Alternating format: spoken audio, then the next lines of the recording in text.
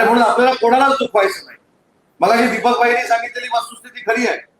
राणे साहेब हा जिल्ह्यातला आमच्यासाठी अंतिम शब्द आहे, माझ्यासाठी देखील अंतिम शब्द आहे.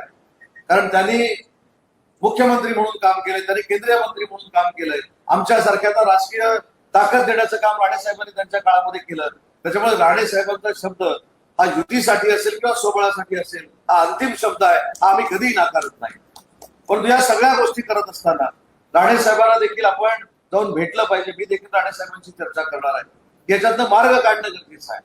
आणि ज्यावेळी आपण सोबळाला समोर जातो त्यावेळी कुठेतरी कटुता येऊ शकते, कुठेतरी मैत्रीपूर्ण लढतीमध्ये आपण आरोप प्रत्यारोप करू शकतो. याच्यावर देखील आपण बंधनं घालून घेतली पाहिजे. स्वबळावर लढण्यासाठी शिवसैनिक तयार नाही असा कोणाचा जर भ्रम असेल किंवा असं जर कोणाला वाटत असेल तर तेवढा सिंधुदुर्गातला शिवसैनिक दुबळा नाही हे देखील संपर्क मंत्री म्हणून मला सांगायचं आहे. शिवसेनेची देखील ताकद आहे आणि ती एक नंबरची ताकद या सिंधुदुर्गामध्ये शिवसेनेची आहे. त्याच्यामुळे महायुती करत असताना देखील याच्यामध्ये देखील जर महायुती झाली तसा शिवसेनेचा सन्मान राहिला पाहिजे, हीच आपली दीपकभाई महायुतीसाठी देखील मागणी असणार आहे. पण ठीक आहे, या सगळ्या गोष्टी होत राहतील.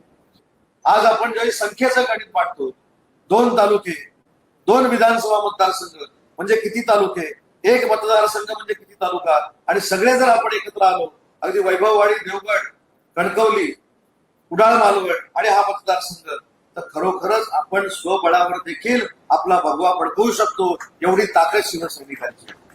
आणि म्हणून स्वतःला दुबळं म्हणण्याची काहीच गरज नाही. आपण तर ताकदीनं काम करतोय. आणि मी अनेक वेळा या जिल्ह्यामध्ये येऊन सांगितलं की दीपकजींच्या नेतृत्वाखाली निलेशजीने जो धंदावाद या जिल्ह्यामध्ये निर्माण केलेला आहे हा खरोखरच फार मोठा आहे. आणि आम्ही देखील अभ्यास करून त्याचं अनुकरण करण्यासारखं आहे. म्हणजे मी सोशल मीडियावर निलेशजी बघत असतो, मी तुमचं प्रत्येक भाषण ऐकत असतो, तुमची प्रत्येक पत्रकार परिषद बघत असतो आणि दीपकभाईंमुळे तुमच्यात झालेला बदल देखील अनुभवत असतो. पण एक मात्र सांगतो की कार्यकर्त्यांना ताकद देण्यासाठी ज्या पद्धतीनं तुम्ही जिल्हा पायाखाली घालताय किंवा ज्या पद्धतीनं फिरताय याचा नक्की आउटपुट तुम्हाला जिल्हा परिषद पंचायत समितीमध्ये सिंधुदुर्गवासी मिळवून देणार आहे, हा माझ्या संपर्काचा विश्वास आहे. कारण मी देखील सिंधुदुर्गात नाही, मला देखील वेंगुर्ल्याचे नातेवाईक भेटत असतात, मला देखील मालवणचे नातेवाईक भेटत असतात, कणकवलीचे नातेवाईक भेटत असतात.